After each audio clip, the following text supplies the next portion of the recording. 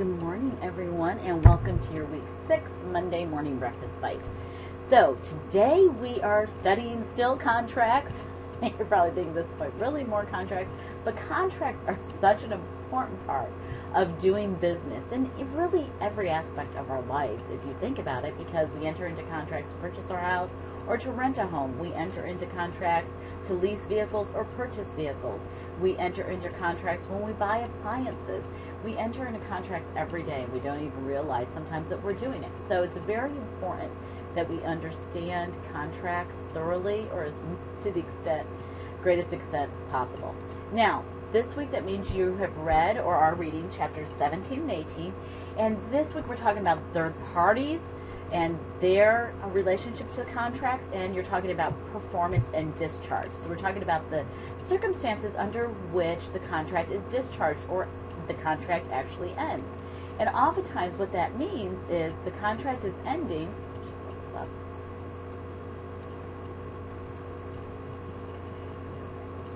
The PowerPoint.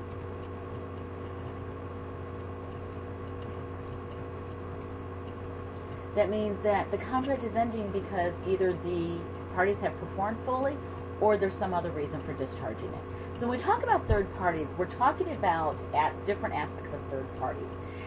There are two things that you want to be aware of in this particular area, which are assignments and delegation. An assignment is when the person who owns the contract generally is assigning the rights to that contract to someone else. So that means that if I have entered into a loan with someone who owes me money, I lent them money, I lent them $1,000. Now they're going to have to pay me $1,000 plus interest.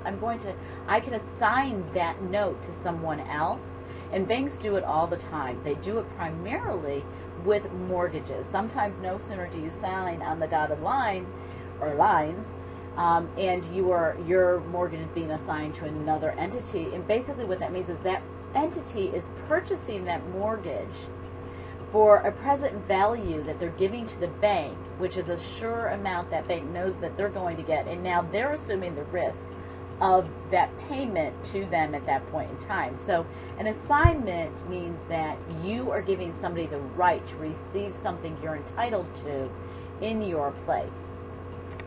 So a signer gives that right. The delegation, on the other hand, means that you're transferring a duty.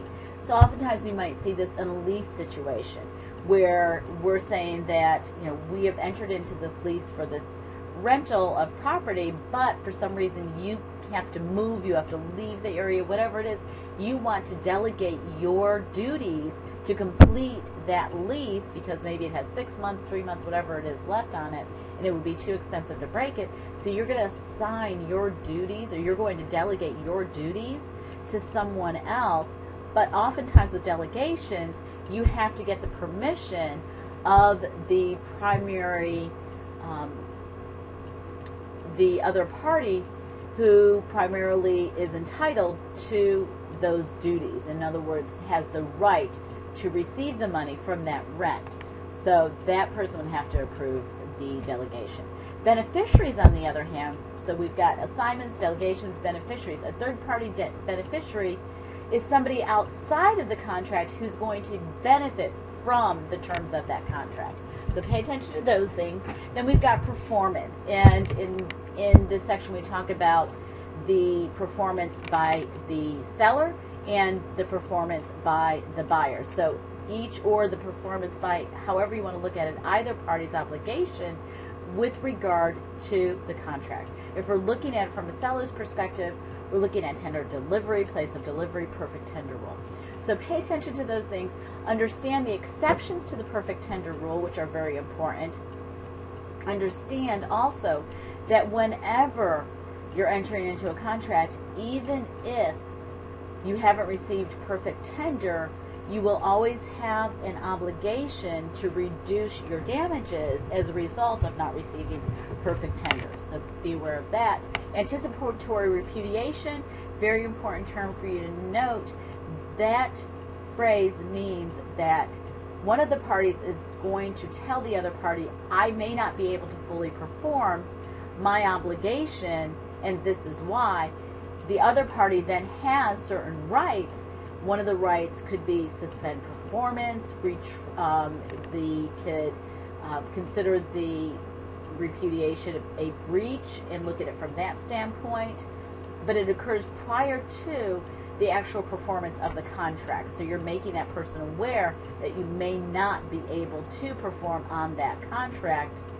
When you have anticipatory repudiation, you're going to look at the next slides, which are slide 8 and slide 9, as well as slide 10, and those slides will tell you, actually slides 8 through 11, those slides are going to tell you what the right is for either the seller, if the buyer is giving an anticipatory repudiation, or what the right is of the buyer if the seller is doing so.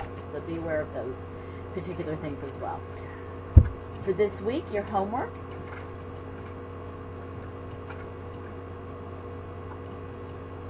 consists of, you have a little bit of a break this week. Your homework consists of the Module 6 Engage Media Quiz that was assigned to you by your instructor, your team discussion. So your discussion posting this week is actually your team's discussion. So you need to get in there and you need to get with your team, start talking with your team about the team project, and you want to complete the team building exercise and submit it to your team's discussion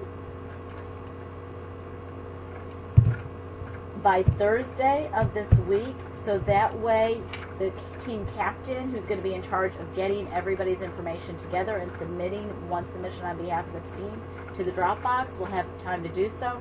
What you're looking at is listing 3 challenges that you have and 3 strengths that you have. And then focusing on those strengths, I want, as a team, we want all of you to get together and see where your biggest strength is so that you can have your best contribution to your team.